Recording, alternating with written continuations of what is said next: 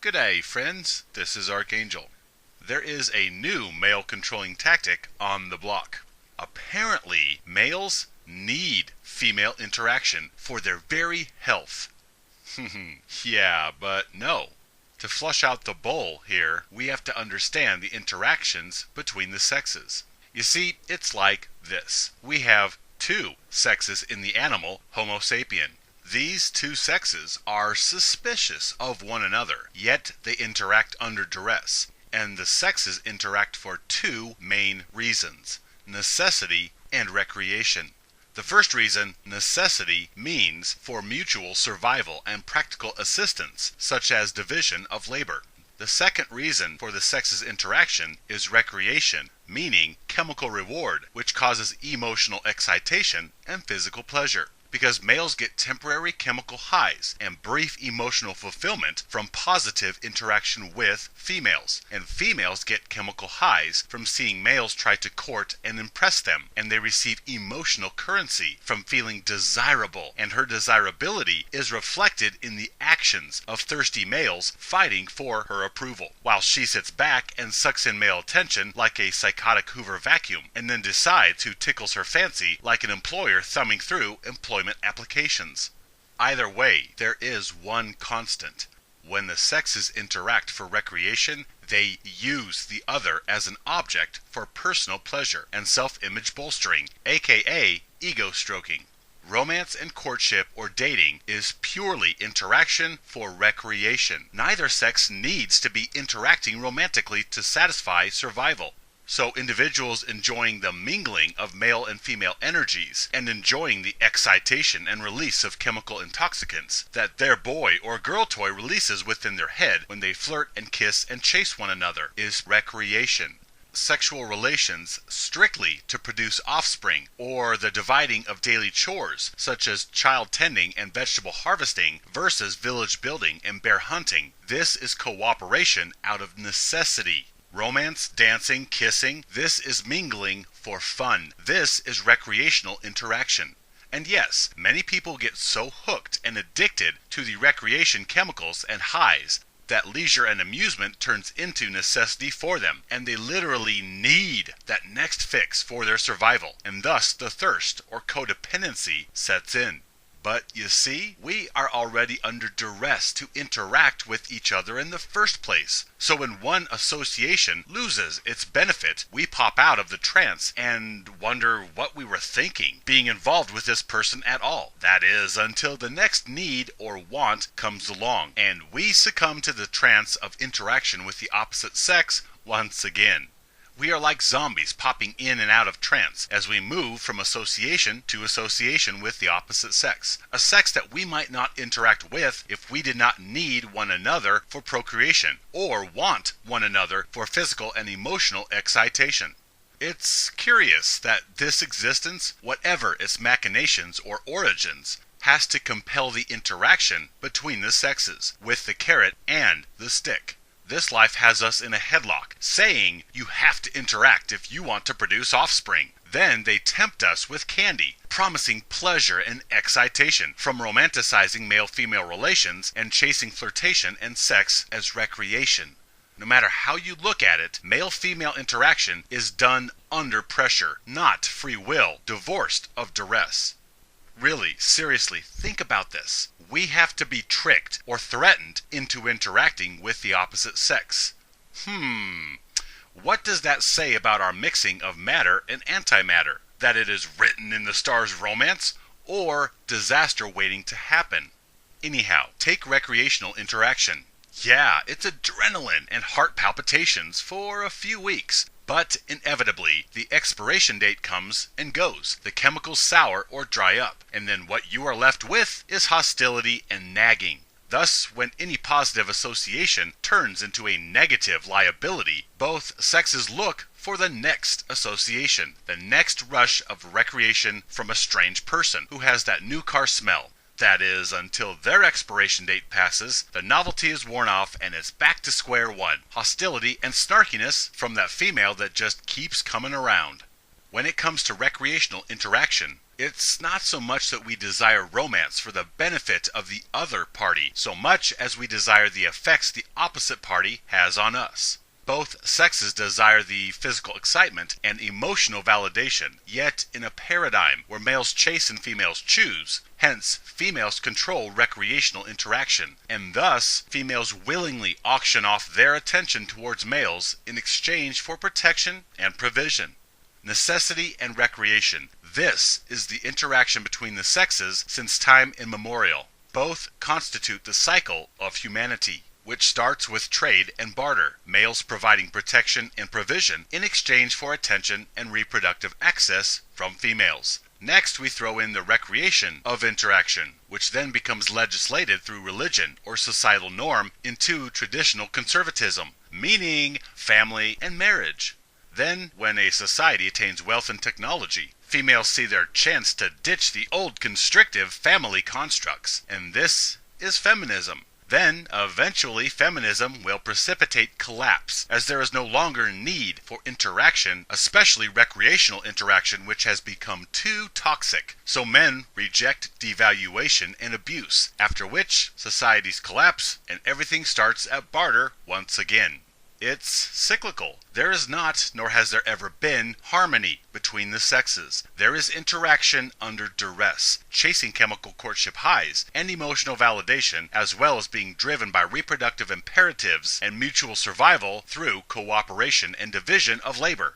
It has always been either of these two interactions. Sorry, but that's the truth. Nowhere in there is romance written in stone.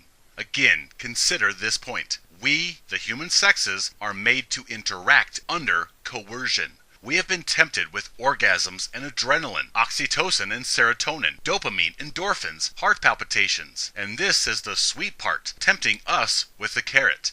Then we also have the stick, smacking our backsides, driving us, the constant nagging, the programming that won't leave us alone. It continually nags at us to reproduce, reproduce, reproduce. And when you're a male, there is the continual nagging of reproduce, protect, provide. Reproduce, protect, provide. Reproduce, protect, provide.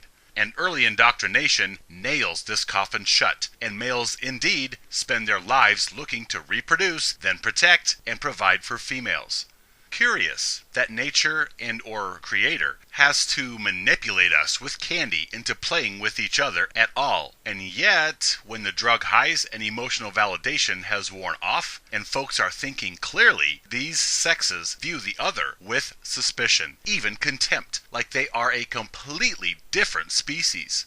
Still, because of human reproductive roles, males are saddled with a unique set of parameters, whereby they are the creative forces that imagine, create, do, and build nearly everything, yet they are made to feel worth less, inferior to females. So when males find physical pleasure and excitement, as well as a temporary emotional salvation through female interaction, well, once they have discovered female validation, they court this addiction the rest of their lives. Thus, it is sad, yet predictable, how awakened males aware of gynocentrism and male devaluation, will decry the abuse, yet they will not willingly let go of their drug of choice, female attention, which is the causal factor to the abuse that they speak against. Guys want to believe in fairy tales and find unicorns. Fine, but the rest of the world has to deal in hard numbers and stark reality. Most females are like that, and will take from you if given the opportunity. And most people will defend females and sacrifice males when push comes to shove. And this is the crux of gynocentrism, centering our attention on the welfare of females. So burying your head in the sand will not affect male suffering or improve male worth. Hence males, even those aware of gynocentrism and male devaluation, even these disrespected, depreciated males, will not choose to rein in their desires and overcome this vicious chemical romance that males have with the female sex. They have allowed recreational interaction to morph into needy addiction, and they are too weak to self-regulate erroneous appetites. As such, nearly the entirety of the male population are too frail to monk, and they deride monks from a place of shame for their own weakness against appetite. You see, males that monk from females are not extreme radicals. They are only renouncing recreational interaction with females. They would still work with females for survival if we were invaded by aliens. Male empowerment monks only reject recreational female interaction. They see all the chemical highs and physical excitations for what they are: hollow, superficial, and fleetingly transient. Yet, because everyone is so invested in recreational sex interaction, people take it as a personal assault when you reject what they have based their very identity on, especially males. Not surprisingly, we have shaming tactics enacted to goad males back into subjugation to recreational female interaction, which is willingly accepting gynocentrism, since females control recreational interaction through the natural construct of males chase and females choose. So there are many triggering shaming tactics used by the once awakened, formerly enlightened male, who at one time saw clearly male devaluation, yet falters in the face of their female validation addiction. Males who relapse in the face of their inner emotional lack and return to the validation solicitation syndrome that merely lies in hibernation within them. You see, these males, returning to some form of gynocentric female interaction, they want to justify their relapse and feign strength and cover their cowardly tracks back to the plantation of male devaluation. And so many males will revert to insulting or trying to shame stalwart male empowerment warriors with the gay, jaded, misogynistic shaming tactics the rest of the blue and purple pill world hurls at males to keep them compliant and disposable. However, some individuals understand the need for advanced reasoning to justify their validation emancipation failure. So they come up with some clever ploys. One returning to the plantation justification that I have heard more than a couple newly purple males use is a modified male welfare angle. More than a few intelligent males have tried to claim female abstinence as unwise and unsustainable because humans need touch and physical interaction. Guys need sex. Men need the touch of a woman. Humans need to sexually interact with one another. La la la. No, adults do not need touch. They desire it as a crutch of reassurance and validation in a world of individual isolation. Touch is not a need. Indeed, babies and even juveniles may require touch and interaction as they develop from stages where they cannot take care of themselves. However, adults do not need touch for survival. They crave it for pleasure purposes, hence recreation. Moreover, what kind of touch are we talking about? I can get a hug or a handshake from a good male friend, and that is touch, right? I can get a hand on the shoulder from an acquaintance. I can pay for a massage. I can give or receive a kiss from a family member. This is males receiving touch, yes? No. There is an agenda here. The whipped males saying that males need female touch are specifically propagating sexual romantic interaction between the sexes, not simply the neutral plutonic touch of a buddy or family member, because plutonic touch is devoid of the drug highs, heart palpitations, and excitation of sexually charged interactions. People might say males and females can enjoy each other's company and be friends, and this is recreational association. Yeah, sure, maybe some can, but when males and females interact, the tension of opposing energies drags sexuality into the picture.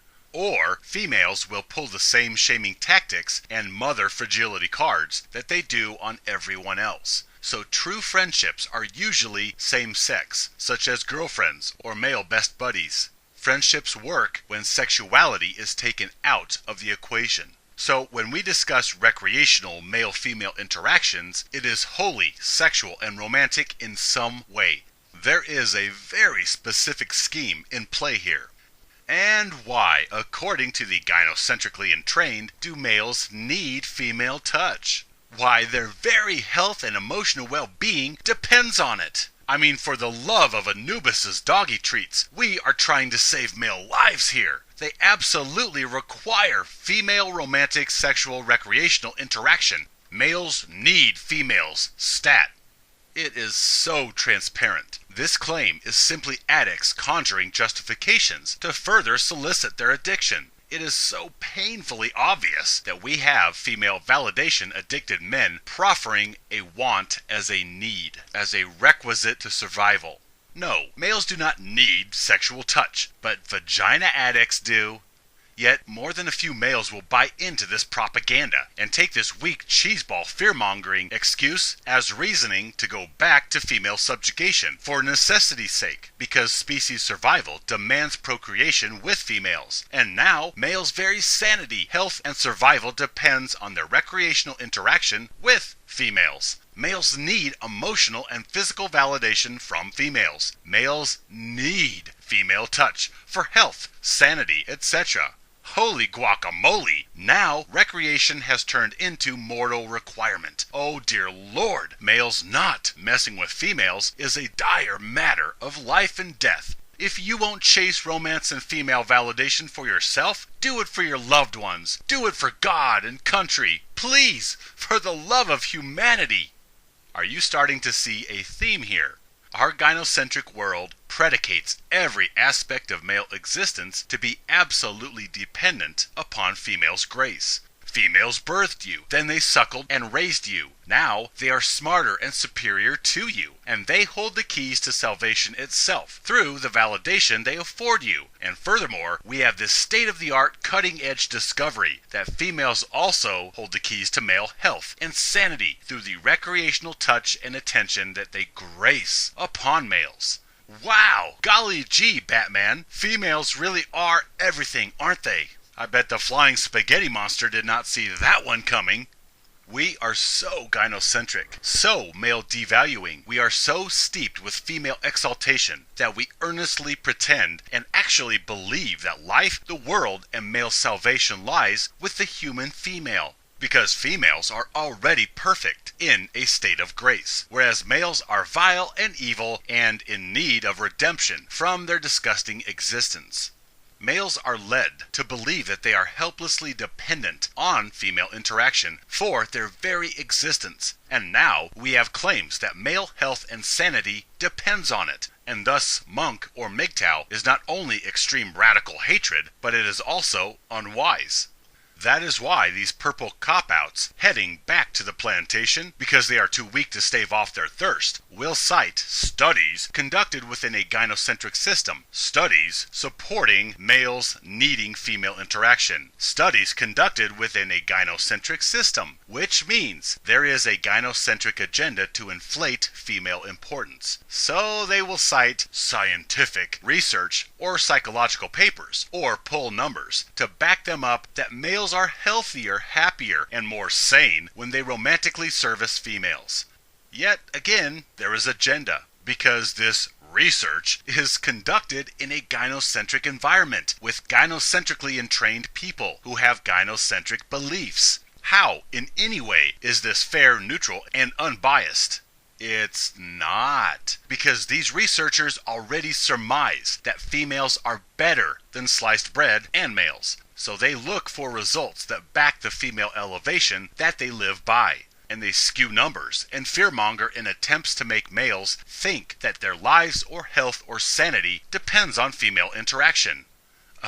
No, this is merely crap fresh out of the backside of the cow. And the chumps who skew these studies or numbers or throw out exaggerated, even bogus interpretations think that they are clever and that their worship of the feminine is backed up by studies. And thus, under the guise of legitimate research, they have everyone believing that males somehow need female interaction to maintain health and mental equilibrium. Otherwise, we would go crazy and do harm to ourselves and others. They think their male devaluing cowardice is camouflaged in legitimate science. See, we require physical touch for our welfare, and that of the general public, since males would snap and go postal if they did not receive their validation from females. So, for the sake of public health, males need to chase females for romantic recreation. Do it for the good of all humans. The world is at stake here. You know what? You may desire recreational touch from the opposite sex, but you do not require it. Males could live without the touch of another for the rest of their lives, without incident or detriment. And how in the world could this be possible? Because males do not need female touch. Addicts do. Undeniably, humans may desire human interaction. The laughter of a group, the hug of a friend or family member, a hand on the shoulder. This is physical touch, and should suffice to save male lives in jeopardy from physical touch deprivation. Males can hug friends and masturbate to alleviate sexual pressure, right? How does that sound? Oh yes, humans can interact with a robust handshake, a genuine heart-to-heart talk, or a compassionate hand on the shoulder. Humans can survive and thrive with strict plutonic touch and interaction, and then they can masturbate in private to release tension. This is completely feasible and rational. So all of these studies and papers are bogus propagandized gynocentric bull. Humans, and especially males, do not need kisses or sex or holding hands with females or marriage or flattering lies whispered in ears during pillow talk. Only female validation addicts need this. But no, these purple pill pussies try and muddy all of this and claim that males need female touch, romantic interaction, and especially sexual affection. They try to use the human desire for communal interaction or female worshipping males going crazy in the absence of their drug to mean human males need romantic interaction with non-familial females for health, vitality, and sanity, which is everyone's concern. Because if a male goes crazy from monkeying and shoots up a shopping mall, well, we want to make sure that males chase female affection so this never happens. It's for the good of the community. And of course, the purple pill posers will congratulate themselves for continuing to chase their addiction by saying that they are doing it for the safety of themselves and others who might be collateral damage if a male monks too long and goes insane. Newsflash! The insanity and unhappiness males experience in the absence of females is called withdrawals. When the addict is separated from their addiction, they have withdrawals and experience crazy thoughts, searing, desperate need, and unhappiness. But this does not mean they need their addiction to survive or to maintain sanity. That suggestion is ridiculous. When they detox, they can live just fine without their vice. Moreover, male interaction with females continues insanity, and when males are free from female interaction, they have a sanity and lucidity they never knew while recreationally interacting with females. So female cessation actually increases sanity. Furthermore, there are plenty of humans that survive without touch, without human interaction. Strict survival does not require the touch of another similar creature. I don't care what all the gynocentric experts claim. Humans are much stronger and more resilient than that. Humans can carry on without physical affection. There are many genius males that have existed without recreational interaction, and today's world is benefited because they did.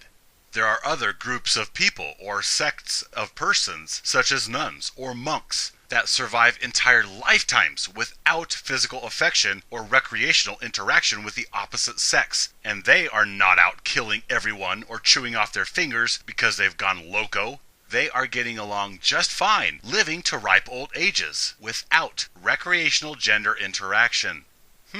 Golly gee, that must be wrong.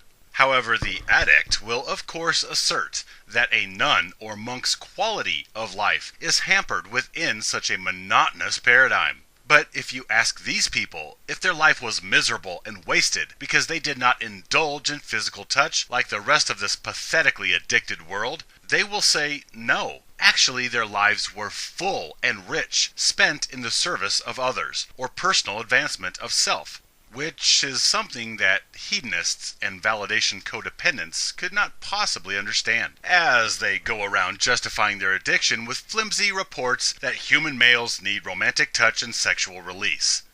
The problem is that males have become accustomed to touch from females, starting with mom. Then they discover the chemical rush from a pretty female noticing them. Then the first girlfriend. males get hooked on the ego-stroking validation and the physical excitation and sensations and drug highs from female interaction and physical pleasure, to the point that the thought of living without these adrenaline rushes and skipped heartbeats do cause a temporary decrease in life quality and an increase in stress and general dissatisfaction. And perhaps after enough time without these chemical vices, some males become eccentric, disconnected, or even temporarily insane or destructive and violent, which seems to support all the baloney cited in studies that claim that males need female interaction for welfare and sanity. Yeah, once again, it is called withdrawals. Hello? You have a population indoctrinated with female exaltation. Then you get them accustomed to chemical highs, and then try to take it away. Duh, of course they will use any and every excuse necessary to keep the fix coming. Males do not need female touch. Males do not need recreational interaction with females. Recreational interaction with females is a superfluous indulgence for the sake of ego and hedonistic pursuits. It's like getting someone acclimated and desirous of an unnecessary luxury, like ice cream, then telling people to give up ice cream because it's not necessary to your survival. And then the ice cream fans shout back, "No, we need ice cream for general happiness and mental stability. Otherwise, we might go homicidal on Main Street. We need ice cream. It is for the good of all humanity that we eat ice cream." Silly wabbits, you never needed ice cream in the first place. So we hook males on romance chemicals and sexual pleasure, then try awakening them within male spaces. And when they start going through the shakes of withdrawal and they thirst for their fix, this is where they try to cover their weakness by claiming males need female interaction. Whereas, my brothers, you never needed female interaction to start with. Nature drives you to procreation, and gynocentrism nails home female elevation, and both of these drive male subjugation to females. But males do not, nor have they ever, required female touch for survival or health. However, given the structure of our female elevating species, male-female recreational interaction was not only desirable to further gynocentric agendas, it was inevitable. And males are made to feel like they are missing out on something when they see everyone around them dating and texting and kissing and dancing and laughing and having fun. People, especially teens with raging hormones, do not like to be left out. They want to enjoy ice cream like everybody else. Still, males do not need female touch. You can live a very long, productive life without it. Now, the next claim is some happiness quotient that males achieve with female interaction. So this is another falsehood, that males need female interaction to make some grade on some happiness scale. No, they don't. Male unhappiness in the wake of female absence is very easily explained. Once again, it is called withdrawals. Of course the addict is going to say they are much happier when they have their vice.